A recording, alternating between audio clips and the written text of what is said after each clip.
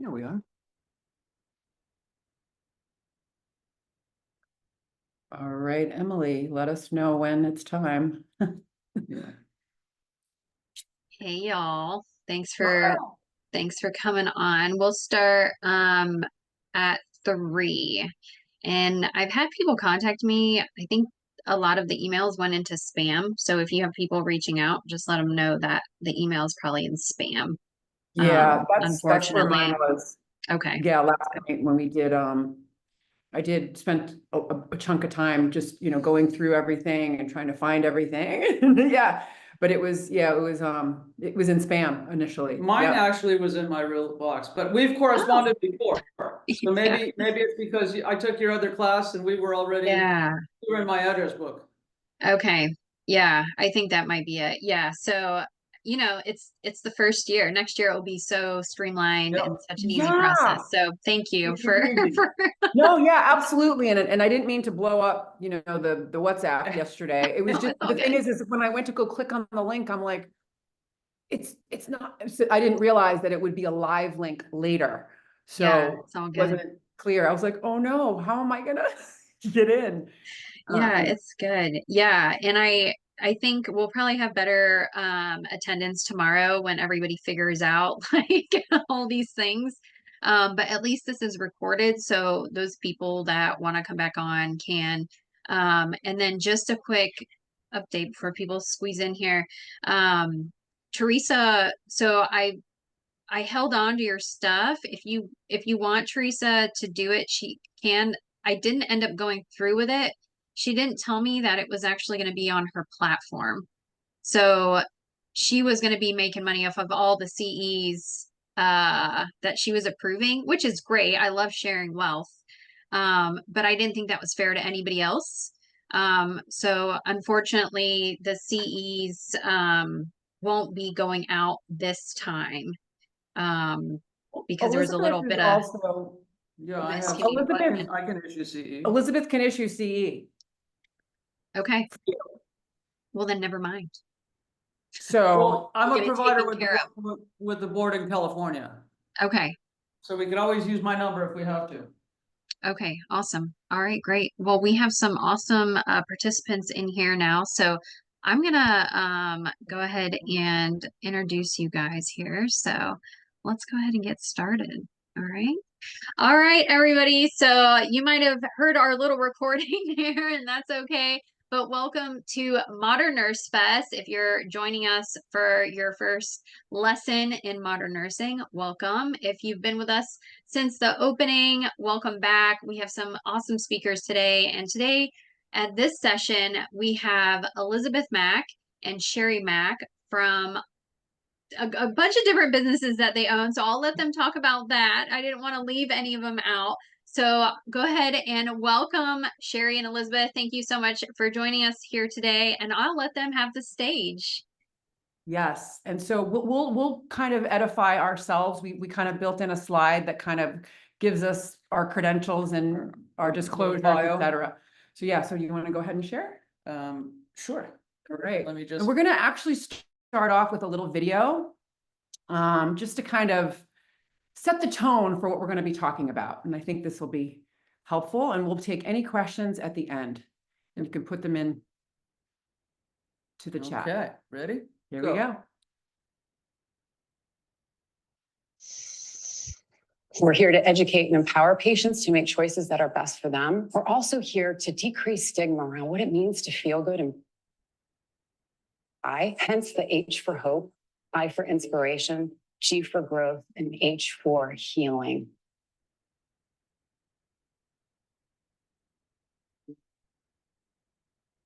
A green nurse is a holistic cannabis nurse that teaches on the endocannabinoid system and the safe utilization of cannabis and other progressive tools to help people reach a better quality of life. I was cannabis agnostic for many, many years. And the more research I did, the more I discovered that cannabis is this amazing medicine. I was told that I had a 4-stage pancreatic cancer. The doctor really told me he couldn't do anything else. He gave me her name And she called me and she came to my house. She started to give me cannabis. My oncologist was puzzled because he couldn't find the cancer anymore. All of the learning that we get comes from the green nurses, comes from their support, comes from their guidance.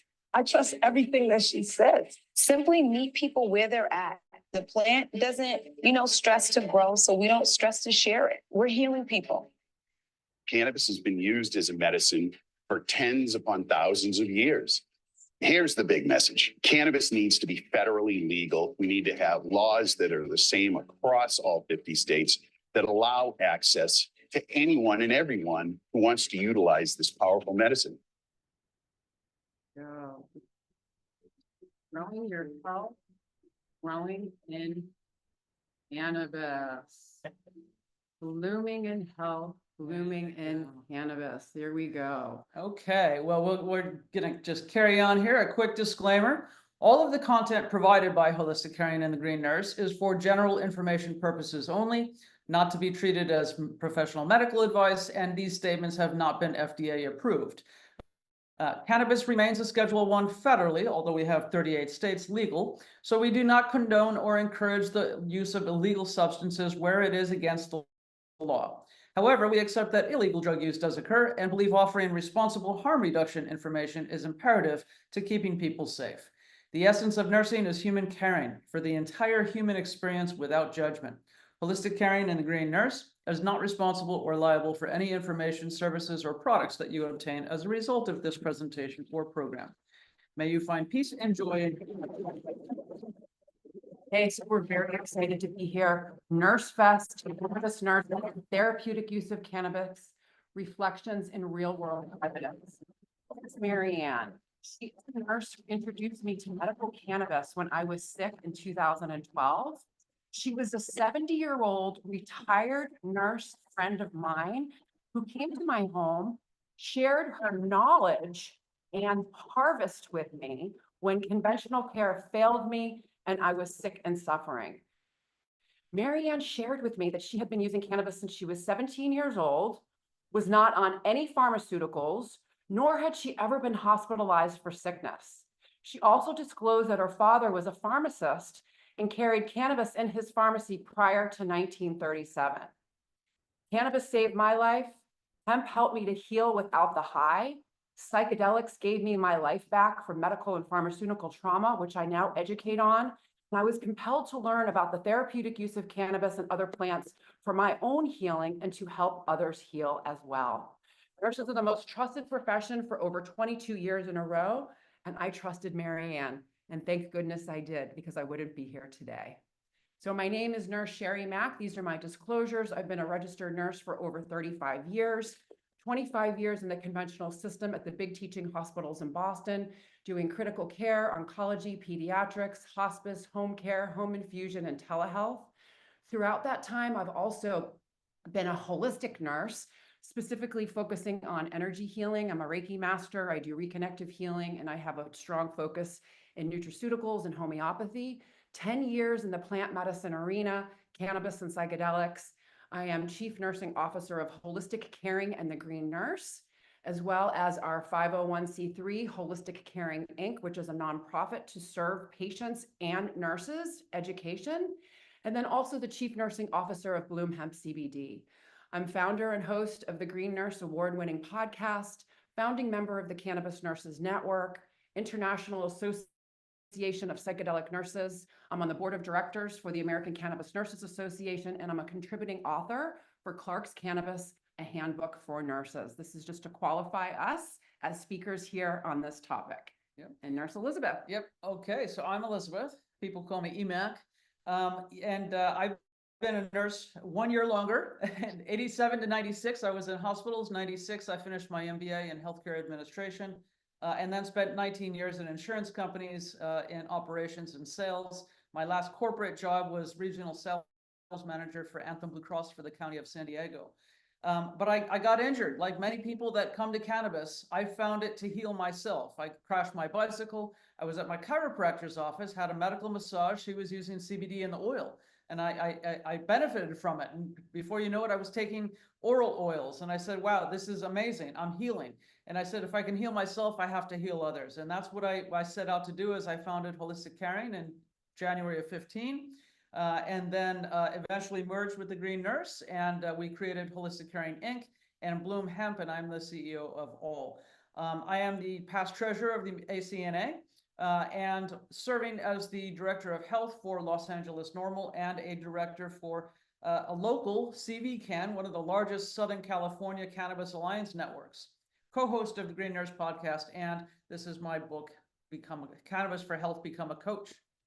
So today our learning objectives are going to go through the therapeutic use of cannabis. And so the learner will understand that cannabis nursing is a specialty, details on the therapeutic uses of cannabis, outline of the history and timeline of therapeutic cannabis use, the therapeutic use in relation to the government patent, the nuances of medical, recreational, and wellness uses of cannabis, the top conditions studied for therapeutic cannabis use, the use of THC and CBD for various conditions, legacy stories of cannabis use, including glaucoma, AIDS, and epilepsy, therapeutic use for cannabis for pain management, and then 3 case studies: pancreatic cancer, chronic regional pain syndrome, and arthritis. And then we're going to wrap up with how to support the endocannabinoid system with or without cannabis. All right, very good. Here we go. Have you ever heard someone say, cannabis saved my life? Cannabis gave me my life back. Cannabis is giving me a better day or improve the quality of my life. Cannabis is helping me to live my best life. So the therapeutic use of cannabis brings that high across all domains, that hope, inspiration for growth and healing, for spiritual, physical, emotional, mental, and social health. Cannabis works so well for so many different patient populations and conditions because it affects the body and the mind in such a way as to fortify the body's capacity for self-healing and resilience by promoting the relaxation response. You're going to hear us say this a lot. So cannabis nursing is identified by the American Cannabis Nurses Association as a specialty nursing practice focused on the care of healthcare consumers seeking education and guidance in the therapeutic use of cannabis. And I don't know if you heard, but a year ago, little past that, the ANA officially recognized cannabis nursing as a specialty nursing practice. So eventually you will be able to get board certified in cannabis nursing. They are working with ACNA and some other organizations to create the test. But it really is a testimony to the ANA supporting safe access to therapeutic cannabis and related cannabinoids for over 20 years. So cannabis nursing is holistic nursing, and we are Holistic Caring. Here we go. So therapeutic use of cannabis is defined as the use of cannabis products specifically for medicinal, wellness, and healing purposes. It's personal and subjective to each consumer. But therapeutics in general encompasses the comprehensive approach to patient care, aiming to prevent, combat, and alleviate disease, pain, and injury. So therapeutics means serving and caring for the patient in a comprehensive manner, preventing disease as well as managing specific problems. So examples of some other therapeutics includes drug therapy, medical devices, nutrition therapy, stem cell therapies, and now cannabinoid therapeutics is evolving, and it's available as a tool for root cause healing and health as expanding consciousness. Yep. And a quick timeline. I'm not going to go through everything in depth, but in 1850, cannabis was added to the pharmacopoeia, or our formulary of drug lists. And then in the 20s, we had the big pharmaceutical companies selling these formulations and extracts. 1937, everything got nixed with the Marijuana Tax Act, where it literally just got taxed out of existence. Alcohol prohibition was shifted over to cannabis. It was really motivated by greed of the paper, to food, tobacco, pharmaceutical, and alcohol industries. And it was extremely racially motivated. Richard Nixon then slated cannabis into Schedule I in the new Controlled Substance Act of 1970, running on a fear agenda. And it was slated right next to heroin, LSD, and PCP as a Schedule I drug. No medical benefits, highly addictive, dangerous, and abusive, even under clinical use. So that's how it got out of circulation. But in 1996, California brought it back with Prop 215. creating a $30 billion industry that we are sitting on now with 38 medical states, 24 adult use states, and the HHS has petitioned the DEA to reschedule cannabis down to a Schedule 3, where Marinol is, ketamine, steroids, those sorts of things. And we believe that it should be descheduled, but the glass is half full. Here we go.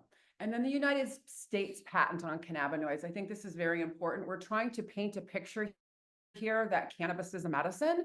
So I'm not sure if you all know this, but 21 years ago, the government, 6630507, the government took out a patent on cannabinoids as antioxidants and neuroprotectants, stating that cannabinoids are found to protect cells from damage and decay following ischemic insults such as stroke and trauma, and that cannabinoids may hold therapeutic potential to treat neurodegenerative diseases such as Parkinson's, Alzheimer's, and dementia.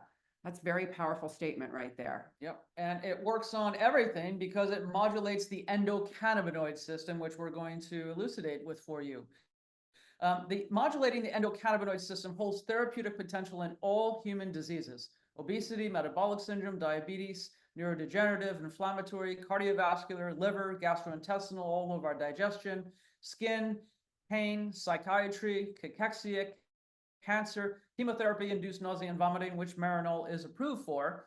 And it does this through retrograde signaling. So normally we go presynaptic to postsynaptic, but what the endocannabinoids do is float backwards and send messages to the sending neuron to turn something down. It's generally a downshift.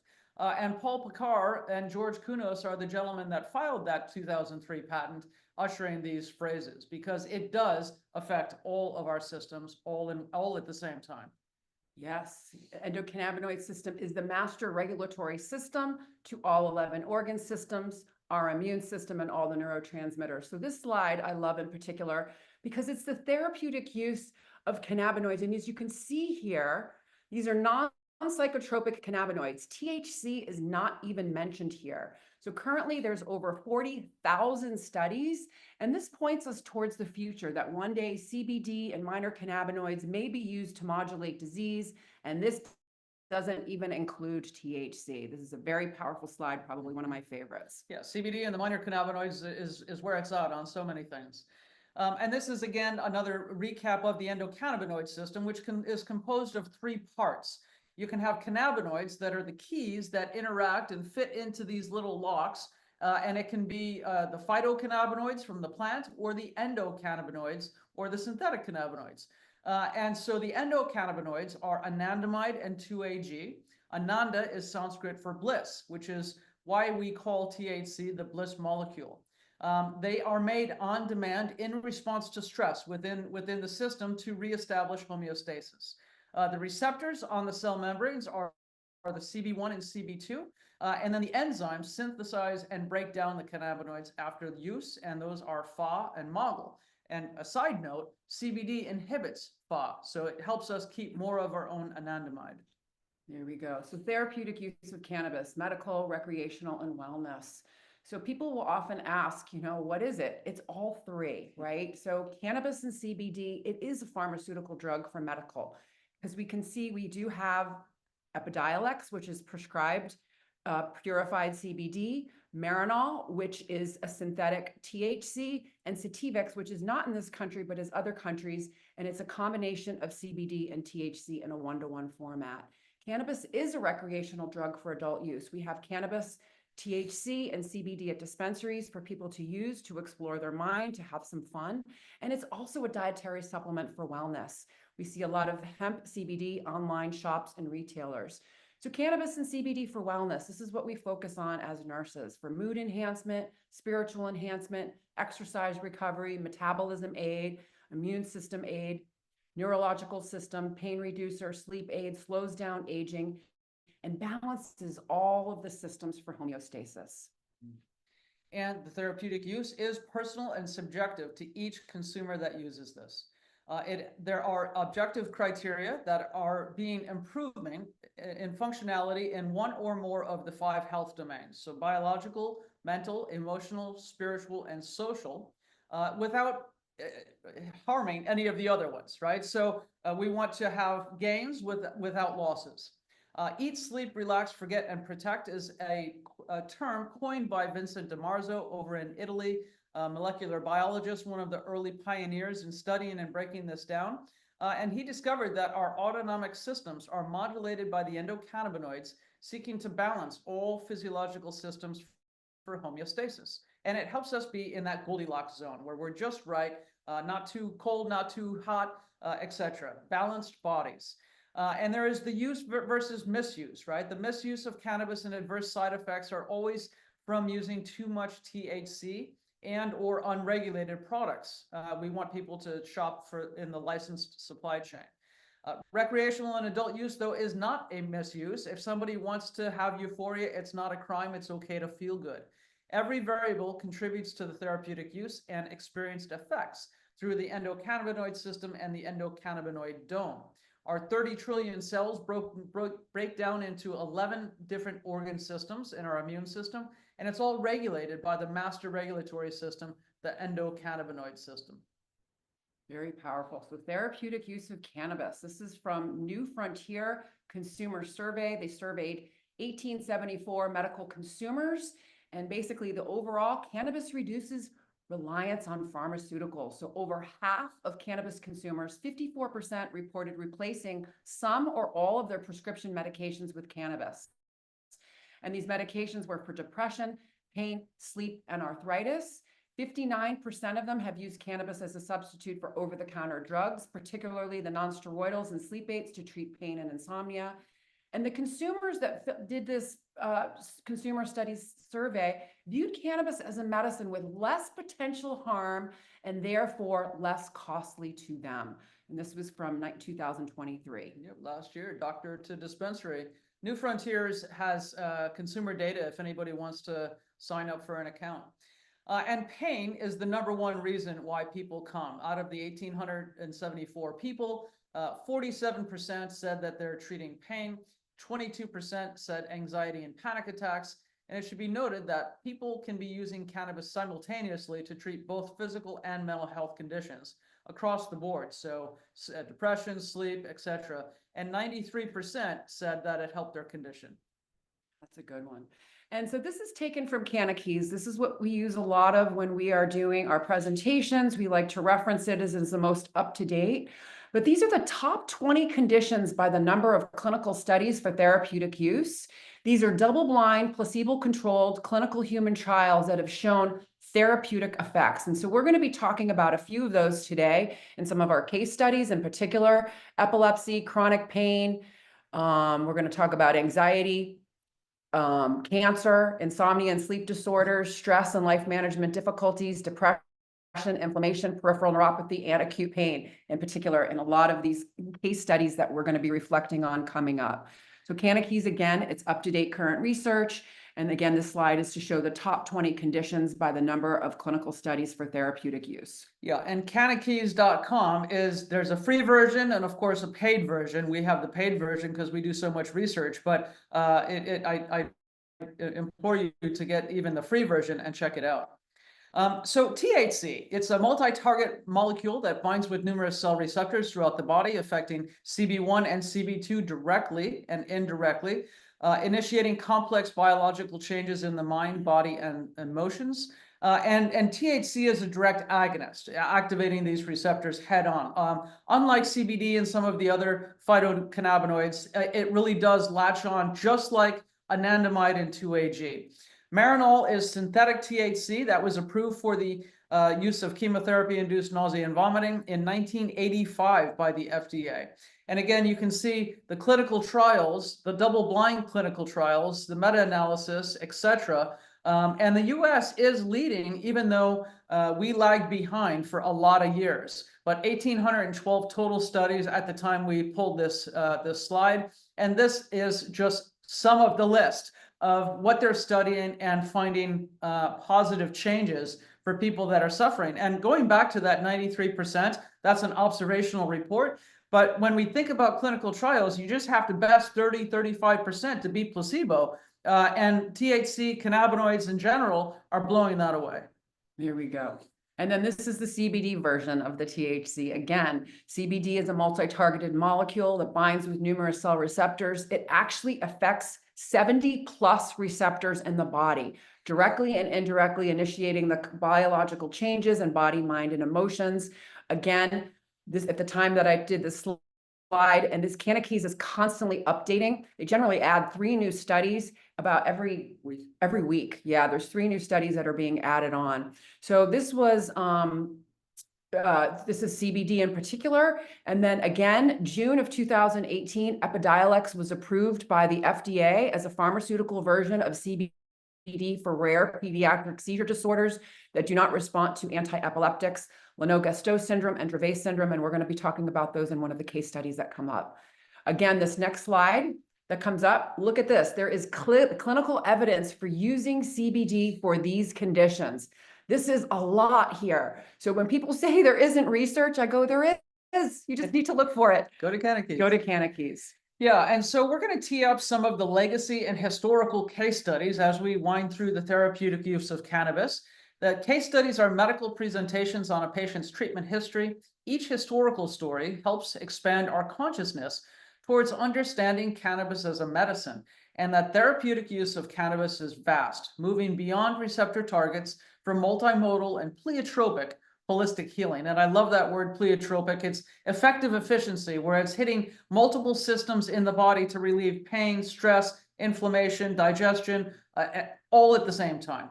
And also, so these 3 case studies, so Robert Randall is a representation of inhalation in the different routes of administration or modes of use. Mary Jane Rathburn in the HIV/AIDS crisis was feeding people with brownies. We called her Brownie Mary. And then Charlotte Figge was one of the first to be given CBD oils in the tinctures and the extracts, and that's her and her mother, Paige. So we'll start out with Robert. He is the first medical cannabis patient in 1976. He was diagnosed with glaucoma in 72 and discovered that cannabis helped his symptoms. In 75, he was arrested for medicating himself for possession. He was growing cannabis because it was helping him. So in 76, he fought those charges and made legal and medical history when a criminal court ruled that Robert's use of cannabis was a medical necessity, and that he then obtained legal cannabis from the federal government to treat his glaucoma. So that made him patient 1 in a litany of patients while the government was allowing this, and then they cut it off subsequently. But it was amazing. And the University of Mississippi is still the #1 and only farm that the government has, and they grow all of the cannabis for the NIDA, the National Institute of Drug Abuse trials and studies across America. NIDA weed is not necessarily very good, but that's what they used. Robert inhaled up to 10 joints a day to lower his eye pressure. And in 1980, he founded the Alliance of Cannabis Therapeutics, or ACT, with the focus on national legalization and rescheduling. He was an activist and helped many, and you can check out his Wikipedia page, really interesting stuff. And then over to Mary Jane, she was Brownie Mary, and Brownie Mary was the Florence Nightingale of the medical cannabis movement and LGBT rights around 1980s to 90.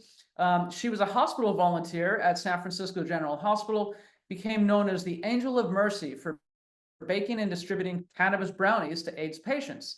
These brownies treated pain, nausea, appetite loss, wasting syndrome, anxiety, depression, and the medicinal chocolate squares brought comfort and peace to those suffering from lack of medicine, research, and compassion that came with being diagnosed with AIDS.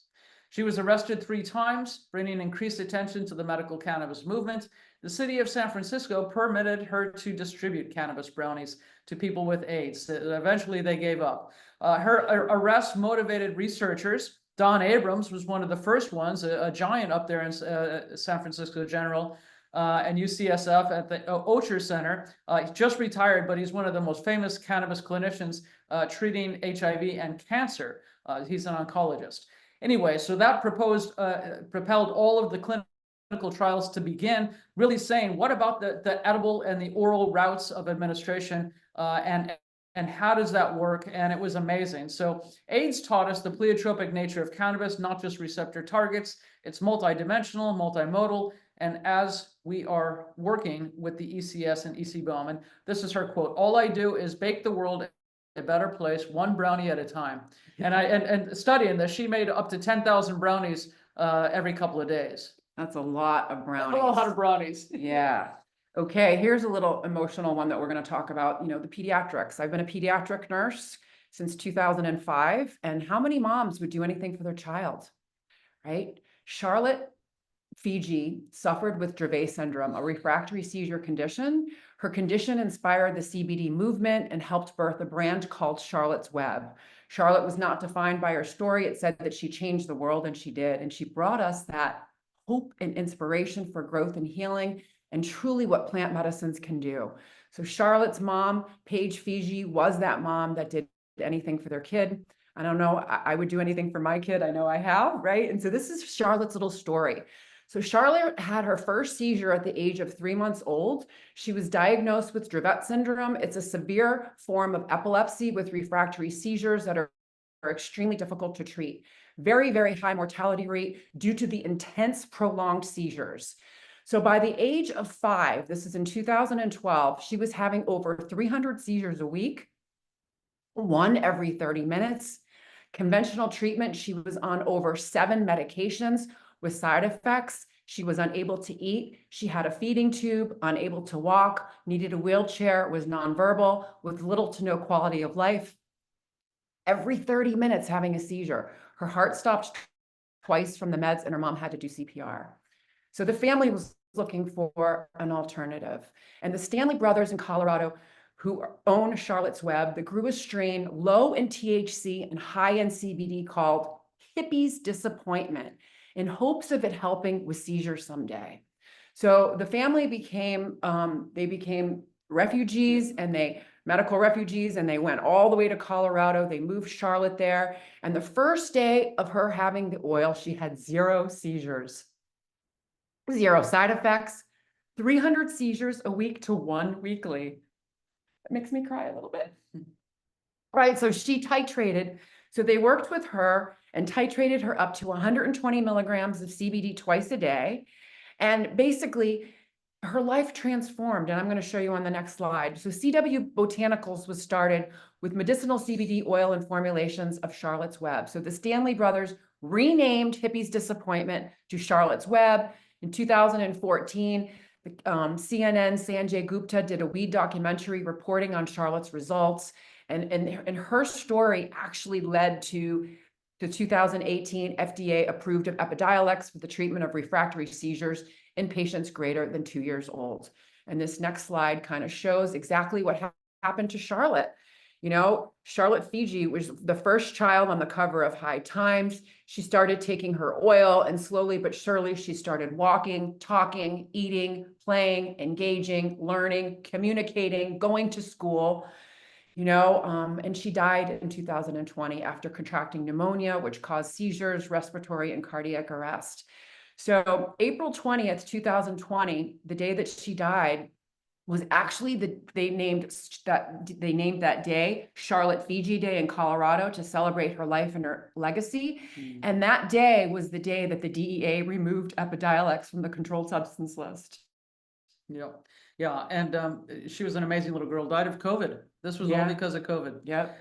Okay. So consumer case study. So all of these stories that we're going to be talking about coming up are patients that we've actually taken care of. And basically they're all shared with permission. And these are some of the most compelling cases that we have to share on. And they all cover, we're going to be covering pain. They all had different diagnoses, different symptoms, but they all had one identifying thing. They were all afraid of cannabis. They were all stigmatized by cannabis. They had a bias against cannabis, and they all had severe chronic pain and difficulty sleeping. And they all were helped by cannabis. And they were all helped by cannabis. And so, you know, we're going to talk about the therapeutic cannabis experience, working towards optimal patient outcomes. How many years have we been talking about patient-centered care? A lot. And how often are we actually practicing it? Yeah. Well, we do in this field. And so, you know, when we put these buckets together, the science, what does the research say? What is the relevant evidence? What does the patient want? And what is their experience? What is their clinical path? What is their diagnosis and their other treatments? And how is this going to fit in? And then what is the real world evidence? What is our clinical judgment and experience from working in this? We've both worked in this 10 years each and have a plethora of experience, over 6,000 patients we've cared for. And then, you put together that plan of care for them. It's a patient care focus on combining science and research with real world evidence and scope and standards of cannabis nursing to help patients reach their health goals. And it always starts with that question: what do you want? What's important to you and how do you want to live your life? So this again is just A repeat slide, because this is what we're going to be talking about. Pain is the #1 condition that people go to cannabis for. It's the alarm of disease, the symptom that announces that all is not right in our smart bodies. And we do have very smart bodies that know how to do what they're supposed to do when it's given the right tools. And no one has ever died for cannabis. Drug overdose is the leading cause of accidental death in the United States, with opioids being the most common drug to cause an overdose. There are 91 opioid overdoses every day. That's every 16 minutes. Someone fatally overdoses on opiates, and every 11 minutes, someone fatally overdoses on any pharmaceutical drug. And it's generally not intentional, but it's just drug interactions that are piling up with the polypharmacy epidemic that we have going on in America. Yep. So here we go. This is another beautiful slide from Cannabis. There are many different pain types. You can see the huge list here. Cannabis research shows overall positive results at 81% for these combined pain types, with chemo type 1, more THC than CBD being studied for pain. And so in our experience of caring for thousands of patients, we can accomplish a lot by modulating the endocannabinoid system and the endocannabinoid dome with lifestyle activities, minor cannabinoids, that's not the THC, that's all the other minor, CBG, CBN, THCV, CBDA, CBGA, terpenes and supplements to keep THC dosing low, maximizing benefits and minimizing harms. Mm-hmm. And when we talk about the different 8 pain types that you can see here on the left, we'll notice that the only win for opioids is in acute pain. Cannabinoid-based therapeutics, THC and CBD, have shown degrees of efficacy in treating the 8 basic types of pain: chronic, acute, central, peripheral, inflammatory, noxious or nociceptive, pathological, and mental and emotional. Opioids outrank cannabinoids in acute pain only. However, we are not meant to be on opioids for longer than 5 to 7 days for many reasons, right? There's horrible side effects and the addictive nature of them. So as quickly as possible, I pivot to cannabinoids, and in conjunction post-surgery after a couple of days, adding cannabinoids in with the opioids helps you just have opioid sparing and then withdrawal. Okay, and this is a protocol. We all love protocols, right? And we wanted to bring in some research and science. So this is a 2021 publication of 20 global experts across 9 countries developed consensus-based recommendations on how to dose and administer medical cannabis in patients with chronic pain. This is an extremely conservative protocol. However, always start off with CBD with someone that is new. So basically it's starting off with CBD, titrating up to about 40 milligrams a day. When they hit 40 milligrams a day, you start to fold in a little bit of THC, 2.5 milligrams, and then slowly titrating up on the THC and generally matching the CBD to THC ratio. CBD can dial down THC psychoactivity without taking away the medicinal effect. So we want to wake up the endocannabinoid system with good CBD, work on those 70+ targets, see if we can get people into the relaxation response, fold in THC as necessary. The plant makes THC, we make a molecule called anandamide, and the molecular structure is very similar. We don't need a lot of THC in order for this plant to work. Yeah, in fact, I remember Mark Wallace, chair of anesthesiology at UCSD, and a friend of mine when I was starting out back in San Diego. He really did say, for their research at UCSD, and they were doing a lot of it, that 40 milligrams THC really is the cap. Any THC after that is sort of like it's not going to be utilized, and it also starts causing a lot more side effects. So that is a good stopping point. Okay, so here we go. We're going to talk about, we have 3 case studies here.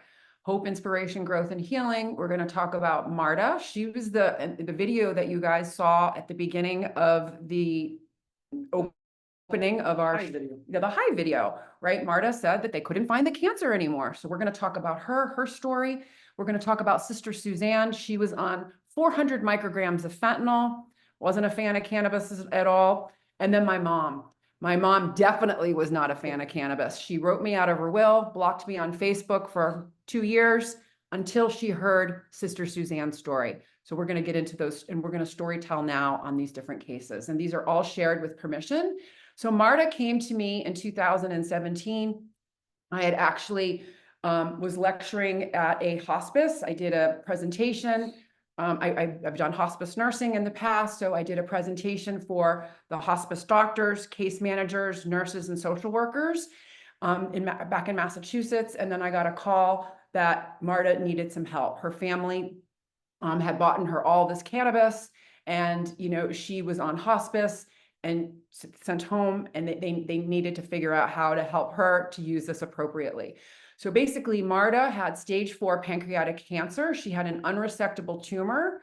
Chemotherapy and radiation failed her. She was sent home on hospice to die. She was unable to eat. She was unable to walk. She was in a wheelchair. She had severe pain and severe insomnia. She was at the end of her life. Her family wanted, of course, her to be cured. Marta, when we're working with patients, it's not about me, it's about them. I met with Marta alone, and Marta says, I'm okay, Sherri, I'm ready to go. I just don't want to suffer. I just want to have some relief. And so basically, working with Marta, we weren't looking for curative, we were looking for palliative. And basically the goal was to relieve her suffering of cancer pain at the end of life. She wanted to get a good night's sleep, and she wanted to do legacy work with her family. So we just basically started off. She did CBD topicals liberally to her body all over. I had taught her family how to do that. She was doing full extract cannabis oil, CBD, from the dispensary, and we were dividing it up in different doses in the daytime. Usually she was doing 4 different doses, and then she was doing the THC full extract cannabis oil. Some people have heard it called RSO oil, just doing 1 little dollop of that at bedtime. That equal to be about 20 milligrams of THC at bedtime. And basically, Marta didn't die. We kept getting, she goes, I'm still alive. I'm still here. I go, well, keep doing what you're doing. Keep doing what you're doing.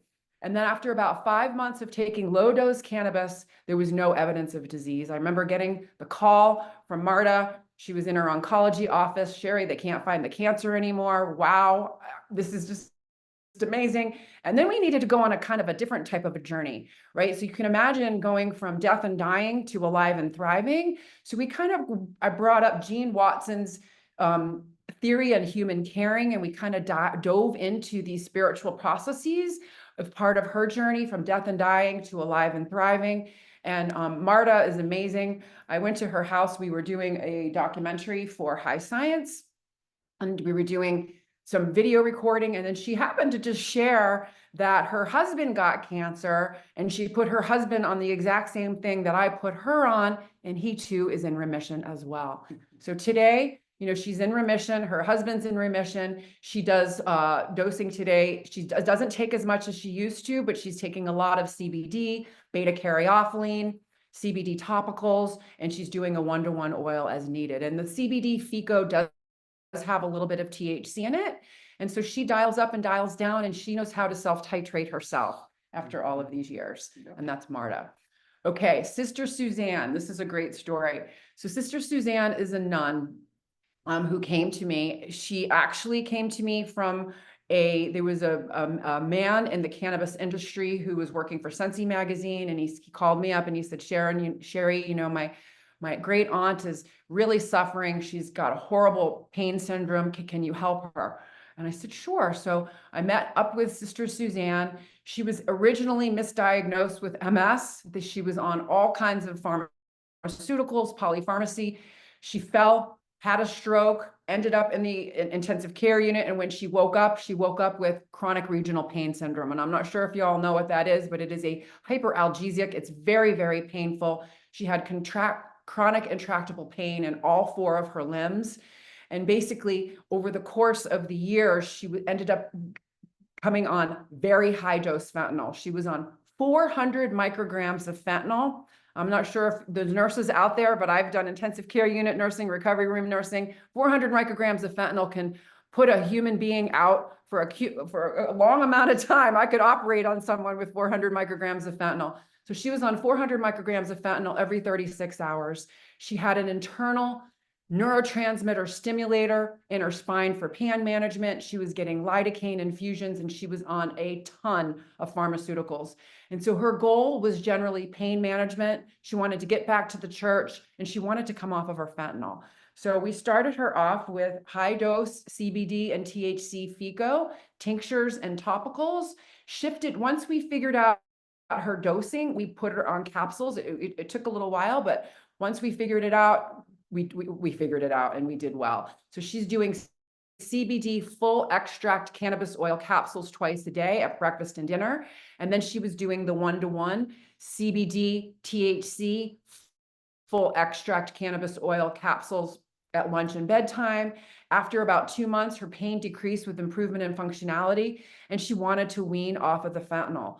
So the doctor was the one that did the weaning off of the fentanyl. So he did her weaning of the fentanyl, and then we taught her how to self-titrate and dose as needed, as she needed to.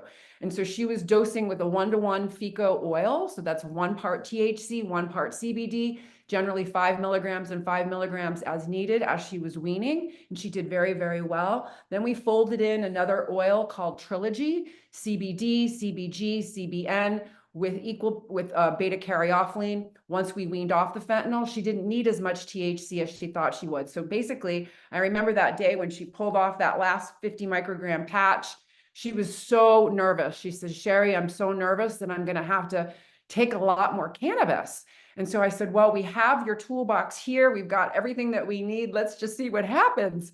And basically what happened was she didn't need to increase her dose anymore. We had nuanced her endocannabinoid system and endocannabinoid dome in such a way that when she took off that last fentanyl patch, she didn't need to increase her cannabis dosing.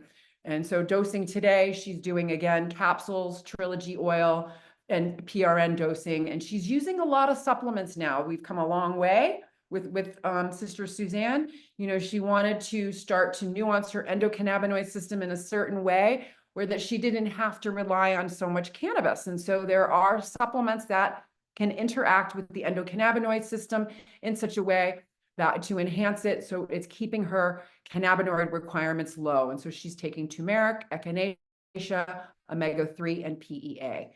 And Suzanne is back to life. I just want to add, the opioid-induced hyperalgesia is opioid-induced. I've had multitudes of patients myself where they are just spinning out of control on the opioids.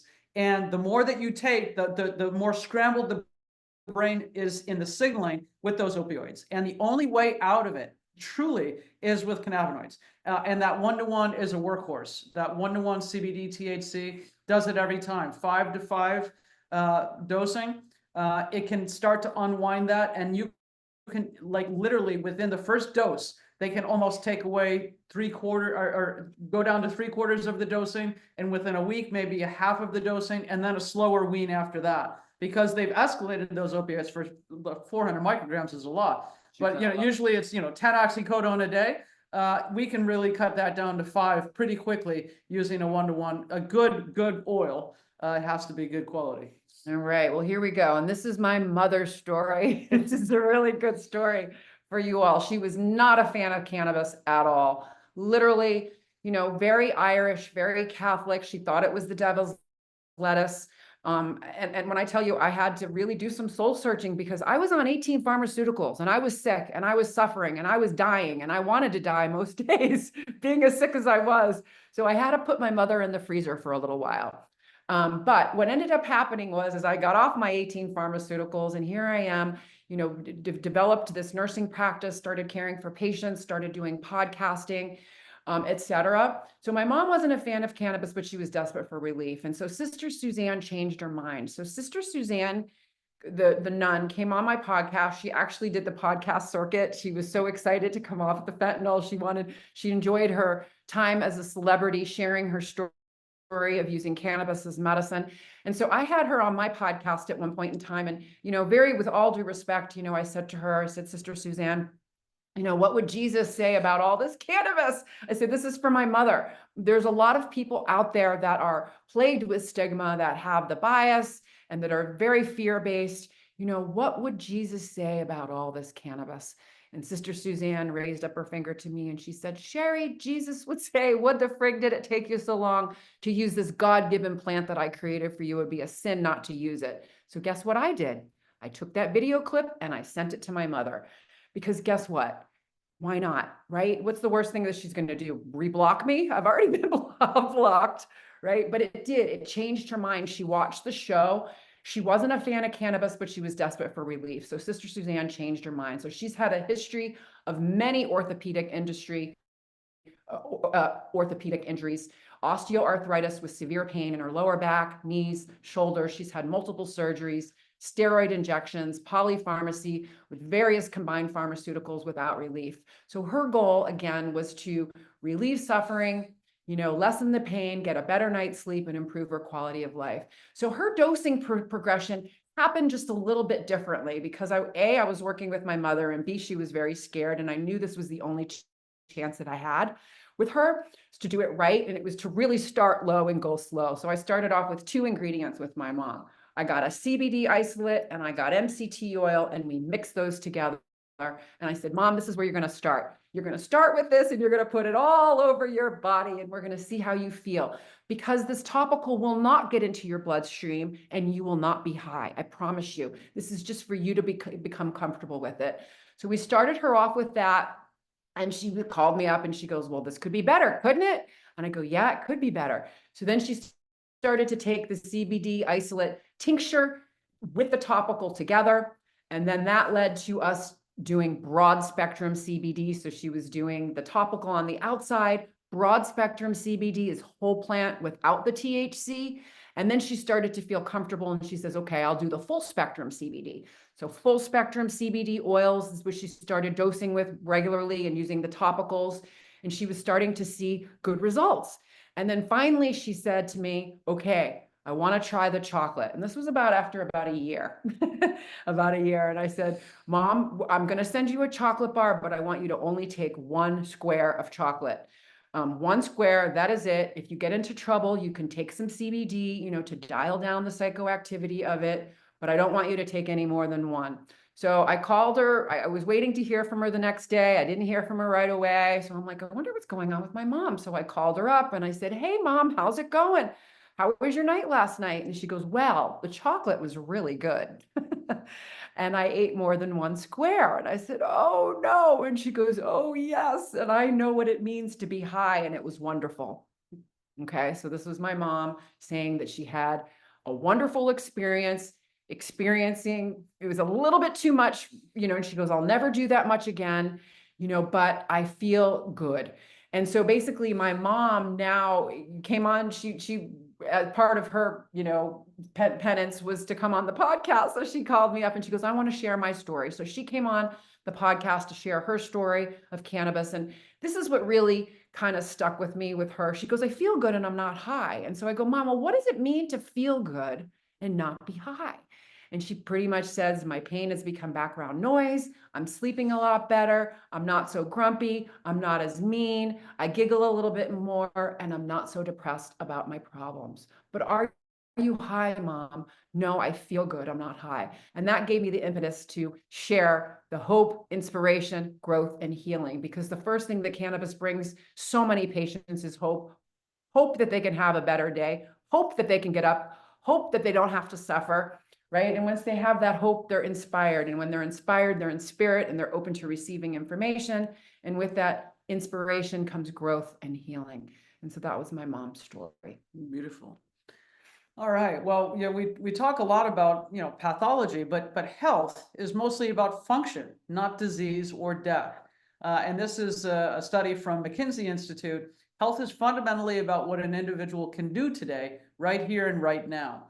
Health is the physical and the mental energy, whether we can fully use our senses and the extent in which we can comfortably engage in our meaningful activities to live our best lives. Health is our strength, our memories, our ability to solve problems. It is our ability to cope with the challenges of life, our ability to build and sustain intimacy, and our sense of agency, positivity, and purpose. Strong health helps us to lead meaningful, productive, and satisfying lives. And healing isn't the absence of illness or disease. It's about living your best life and doing your best at any given moment. Cannabis and psychedelics are tools for optimizing health functioning and expanding our consciousness for healing. And we can support the endocannabinoid system and the endocannabinoid dome with holistic wellness, right? We're holistic nurses. Pretty much everybody on this Modern Nurse Fest, I guess, would be as well. You know that we meet a lot of patients right here in crisis, just trying to survive, or at least they're really struggling. They're moving towards surviving, and then how do we get them to thriving, right? Many of them have tried the column on the left. Food is medicine, whole foods, adaptogens, many supplements and herbs. We see a lot of patients on 40 supplements, regular exercise. Motion is the lotion. You need to use it or lose it, and keep moving.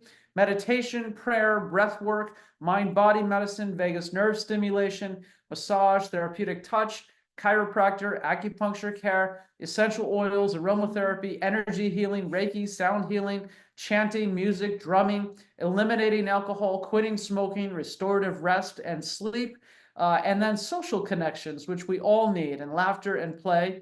And then finally, cannabis and hemp products. And a lot of times they're trying everything from top to bottom, and none of it's working until we bring in the cannabis and the hemp CBD. And all of a sudden that is like unlocking the door, and now everything starts working, and they can start to minimize some of these other things because it gets expensive. Because cannabis and hemp can help normalize our endocannabinoid system, and it puts us in the relaxation response. And that cultivates the opportunity for the body to heal and to be at peace. We go. So conclusion and invitation. We have an endocannabinoid system, not because of the cannabis plant, but because we make molecules in our body just like the plant. Phytocannabinoids mimic our own endocannabinoids to restore balance. We educate on the lifestyle therapies to support the endocannabinoid system and mitigate the side effects of those therapies that may cause an endocannabinoid deficiency, the pills and the procedures, right? So we can modulate the endocannabinoid system with or without cannabis. Endocannabinoid system care first. It regulates all other systems. And this is my celebratory jump of me living my best life. I've weaned off of 18 pharmaceuticals, caring for the endocannabinoid system and the endocannabinoid dome using holistic caring modalities, which included cannabis, hemp, and lifestyle as medicine. And I do believe we'll have time for that. We want to invite you to check out Bloom Hemp. It is Green Nurse approved, and Green Nurse approved is quality, right? We want flowers that are making the medicine, not just the trim. So CBD from cannabis or flowering strains of hemp, and CBD can be isolate, broad spectrum, or full spectrum. Transparency, having a good business practices, website functionality, address, email, phone, customer service, GMP, good manufacturing practices, certified organic, lab tested for potency, purity, contaminants, residual solvents. And then we want accurate labels with potency and serving size information, because one dropper could be 10 milligrams and one dropper could also be 100 milligrams if that's a 300 versus 3,000 milligram oil. So we need to know that. And then don't go cheap. CBD is expensive to produce. Call our free nurse line for help, 970-404-HOPE or 4673. And so what makes Bloom Hemp different? Well, it's woman and nurse owned, doctor and nurse formulated, USDA organic hemp CBD, symptom targeted formulas, comes with a free nurse line, free care plan, and a free network. And for those businesses that are interested in affiliate and wholesale and retail, we have those opportunities as well. We also have a pharmacist on staff. Yep. That answers our phone when we're not able to answer it. And there's a free care plan right here. You can just scan that and go right into the shop with that. And then we have a free medical cannabis guide on the website at holisticcaring.com. So just go there, subscribe to the website, and then click, and you will download that 7-page guide for free. And then scope and standards of nursing. For those people that are new out there, there is co-published the cannabis nursing scope and standards of practice has been published.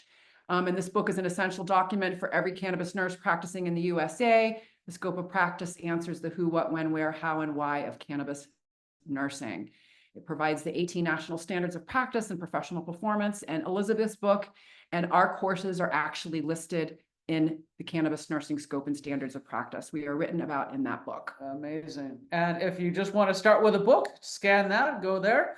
This was what I wrote a training manual to train the nurses in San Diego. That became the book. And the book then became the programs. We have 5 professional programs with varying levels of CEUs, as well as 2 free intro courses, intro to cannabis, as well as the free ABCs of CBD, psychedelics, and our flagship, the Cannabis Nurse Health Coach Certificate Program with 30 CEs. And then we have the targeted programs for patients and then the nurses who have specialty in one of these fields, or anybody that just wants to learn cannabis with targeted learning and research accordingly to each diagnosis, such as cancer, autoimmune, etc., with 2 hours of CEUs for that. And then we are a 4-time award-winning podcast. So we are on YouTube. We're also syndicated on Red Coral Universe. Really, really excited about that. Hope, Inspiration, Growth, and Healing. These are all of our resources that we have. And then we have a fun, and then I thought we would end it because we don't like boring. We don't like boring slides. So we like to have fun. So I thought I would end this, you guys, with a little giggle. This is me jumping out of an airplane. It's 1 minute free fall. 1 minute, and we've got 1 minute. Good job. Thank you.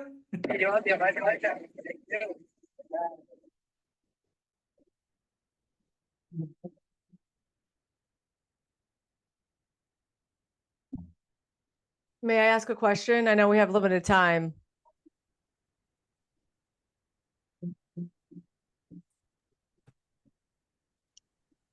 Yeah, go ahead. Is this Maggie? Go ahead. Yeah. Ladies, we have a question. Just really quick. Do you guys testify for any border nursing cases?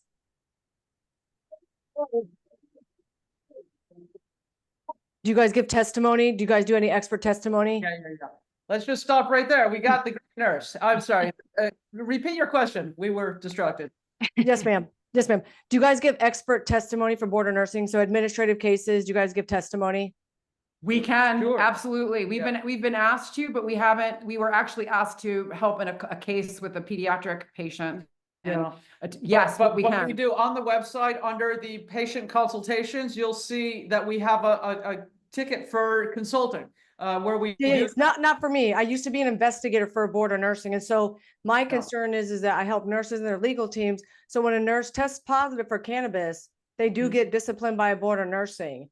So I'm just curious what that means. And if you guys are doing any lobbying, if you guys are speaking to border nursing, if you're trying to get litigation or legislation passed so that when a nurse does use cannabis, whether it is legal, that they're not going to get disciplined by a border nursing. Yep. So the American Cannabis Nurses Association has policy and government affairs. I sit on that. We both do. Right, but they don't dictate the rules and regulations. Those are guidelines, but those are not rules and regulations dictated by the boards of nursing. The National Council of State Boards of Nursing does that. Those Every are state is different. Yeah. So in other words, California's Board of Nursing is different than Massachusetts Board of Nursing is different than ours. I'm very well aware of this. Yes. Yeah. I've been doing this for a decade.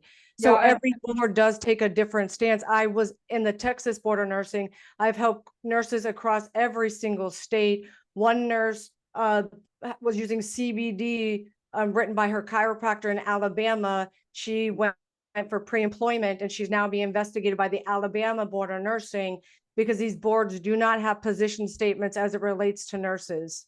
But we'd be happy to work with you. And I keep going to the I am pursuing law school. I encourage every nurse to do their own lobbying work. I'm just asking if you guys are actively doing lobbying. I would love to know about anything that you're co-sponsoring, anything I could pick up. I've been a provider for the Board of Registered Nursing here, issuing continuing education. They know I'm teaching on cannabis. Correct. They know that I'm training nurses and issuing CDs all over the country. But it's still on a Schedule 1. That's the problem because when it comes off, it'll be then it'll be different. Yes. So December 2nd, you go to the hearing for the DEA. That's when it's gonna. No, I will be at that. But I'm hoping I've had 15 cases where nurses are tested positive. When I was at the board of nursing in Texas, I was told to discipline the nurse if they tested positive for cannabis. It is You were told not to legal. discipline that nurse? I was I was an investigator for the Texas Board of Nursing, so I was under enforcement. If a point being nurse got reported to the Board of Nursing, a CRNA was diverting fentanyl, everyone got swabbed. She tested positive for cannabis. She ended up reported and investigated by the Board of Nursing. Times are changing. It's just, we got to keep going because times are changing. And you know what?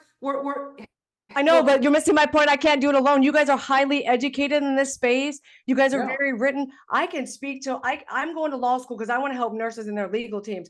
But one of the complaints is that it's cannabis. I don't have this knowledge, right? If you guys are experts and then you come and testify for a nurse to say, why are We you? will. I will stand up for any nurse, Thank any you. day, anytime. And Okay. educate I will them be there. on the truth. Yes. A lot of times it's just misinformation and miseducation, and that's what we do. Yes. I was brought before the board of nursing for sharing a blog.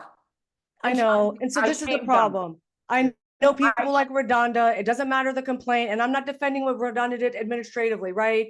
But it's affecting what we're doing. And nurse after nurse after nurse. Again, she had a chiropractor say it was CBD, but we don't have a way to discriminate out. She did a hair follicle test, but it's done. The border's black and white. Was she positive or not? Well, email us at info@holisticcaring.com. Because the nurses don't have money. One nurse is sleeping in her car. I donate a lot of my time, but I don't have smarticles in this space. I can say yes, but I don't have, you guys have a litany of research or well-researched. If you just come testify, even Zoom to say, this is ridiculous. She's doing nothing wrong. She's We using will it appropriately. testify. Okay. We will totally testify anytime. Yep. We got you. We got That's you. why I hung around. This is the only reason why this is a big deal for nurses right now, because the boards are not mirroring this and it's affecting nurses, and they're not working, they're sleeping in their car, they can't find jobs. They make it look like they're just some of the stuff that you already touched on, like the job sees that you're taking cannabis and then they want nothing to do with them. Yep. Well, it's truth. So Children's Hospital wanted to hire me back during COVID-19. They were going to pay me $5,000 a week. But I said, can I come back and I'm going to test positive for cannabis? They said, no, but take me on my 18 pharmaceuticals. Yep. Right. You'll take me on the morphine and the Xanax and the, right. And so there's that. And I appreciate everything you guys do. Thank you. I appreciate you, Emily. I just wanted to ask that question. I appreciate you ladies for answering my question. Sure. Got it. Yeah. And thank you everybody for attending this session with the Green Nurse and Holistic Caring with Sherri Mack and Elisabeth Mack. So much awesome information and so knowledgeable. Thank you for sharing your knowledge and your wisdom with the Modern Nurse Fest participants and beyond, because this will be recorded and people can watch this and just get some information. And I think you touched on a really good point, Maggie, and ladies, that, nurses aren't educated. They need more education. So it's like us, all the speakers that are here today are sharing such important education. So hopefully nurses can hear it and process that and understand what their rights are and why they should be possibly switching to CBD, but to understand the legal ramifications as well, because those are still there within the boards of nursing throughout the state. So, and we cover a lot of this in the Cannabis Nurse Health Coach program in module 3 in the coaching and setting up your business and how to be safe. So next year, Emily, Elisabeth will create a beautiful, she already has a 3-hour keynote on how to build a nurse-led CBD clinic. yes. Oh my gosh. And that is for Modern Nurse Fest year. 2025 right there. That will be in that workshop. So we look forward to having you next year, and we'll look forward to having you tomorrow as we talk about the therapeutic use of psychedelics. We're going to be talking about therapeutic use of psychedelics and how to use cannabinoids as plant medicine helpers, and then the nursing role in psychedelics. Awesome. All right, ladies. Well, thank you again. We're going to go ahead and head on to our next speaker. Melissa Mills is speaking. So let's go ahead and we'll head on, grab the link in the course, and we'll see you over there. Thanks again, ladies. You're awesome. Okay. Thank you. Bye-bye. Bye-bye.